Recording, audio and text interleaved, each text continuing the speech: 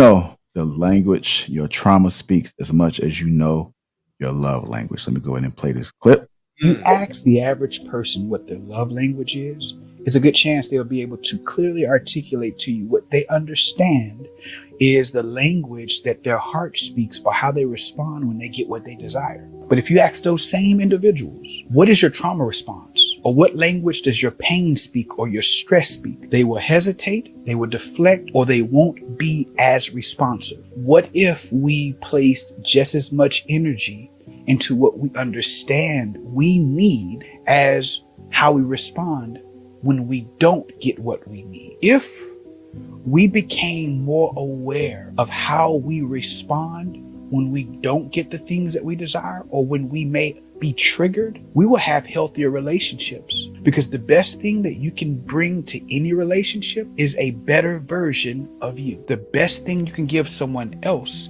is self-awareness and accountability. So I'm all for love languages, but I want you to also be well informed of your trauma responses and your pain points and the language that your stress speaks, because there's a good chance in your relationship, in your covenant, they will encounter you more times than not when you don't get what you desire. And you need to, and your partner needs to know, who are you when things don't go your way?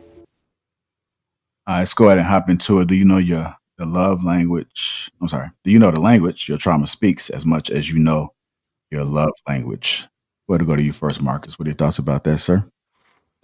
I think so. When I talk about parameters and guardrails around relationships, I think that's kind of in the same stance, because he's saying once you get upset, the way you respond, or when you don't get what you want, or when things aren't going your way, the way you respond is what really can determine how a relationship being successful or a failure.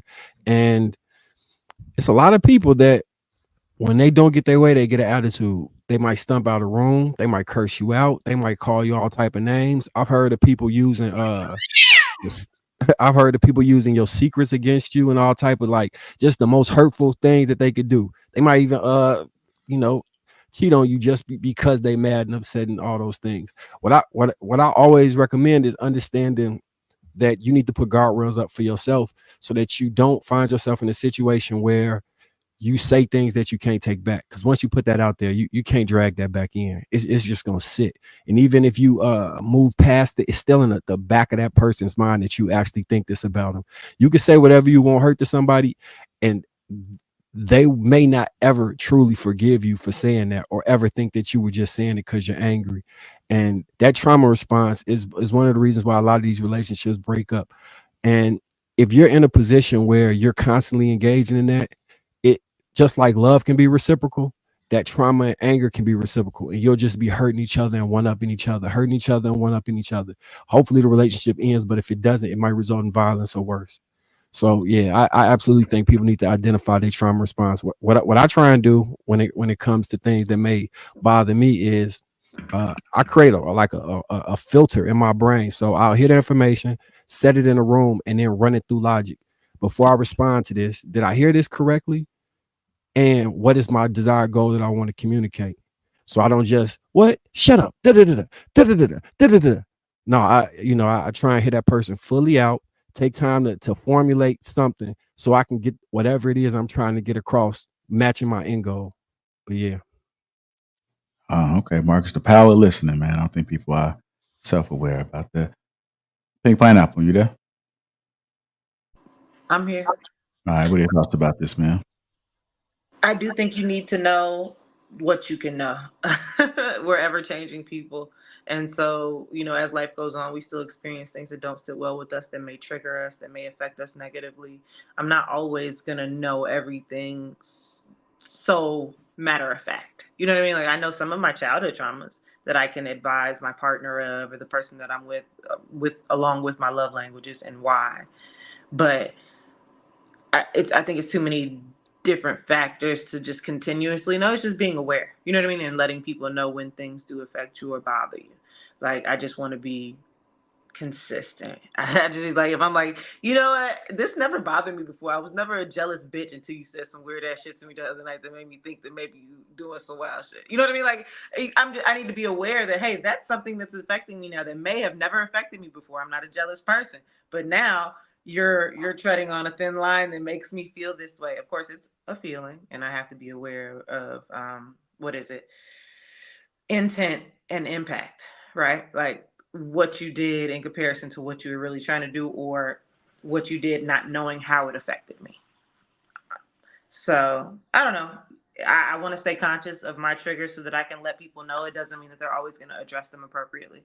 You can try your best when loving and being in a relationship with someone to try to cater to their needs, their triggers, the things that don't sit well with them. But we're human. Shit happens. People are going to fuck up. It's about giving grace, but then also just making a constant effort to be a little understanding and empathetic. All right.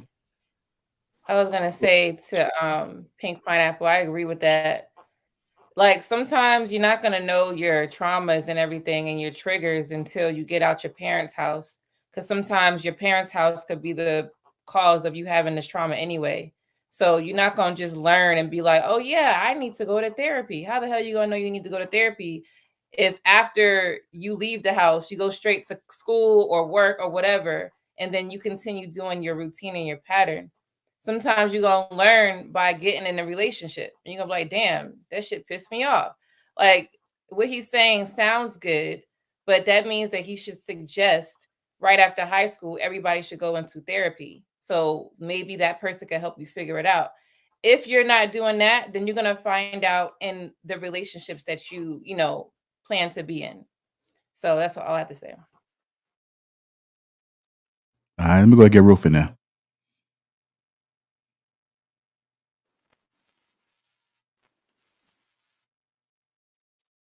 You back on mute again. We can't hear you, man.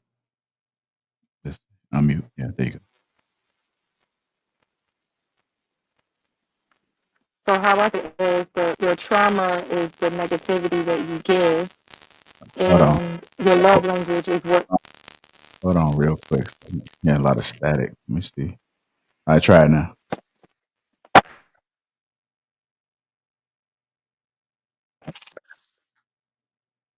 Keep talking. So I was saying that the I don't know trauma what is happened. the It was negativity. good. It was good at first. I don't know what you did that was different. Did you do anything that was different? Is that it? Is that it? Okay, I put them back in. No, I meant like when you came back about 10 minutes ago, it was decent. Better now. Can you take the headphones out and just use your phone, Ruth? Can you take the headphones out? Put it back in. Uh, You hear me now? no, it's coming in bad. How about Because when I took them out, that's when you said. I think she got an iPhone and StreamYard don't work very well with Safari.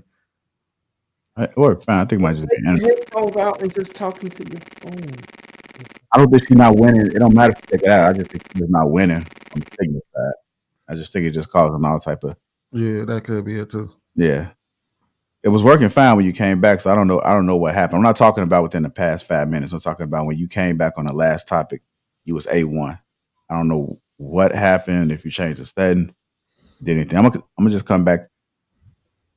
No, we can't. We can't hear you. I'm gonna come back to you. We'll see if we better get it sorted out. But go ahead, Andrea.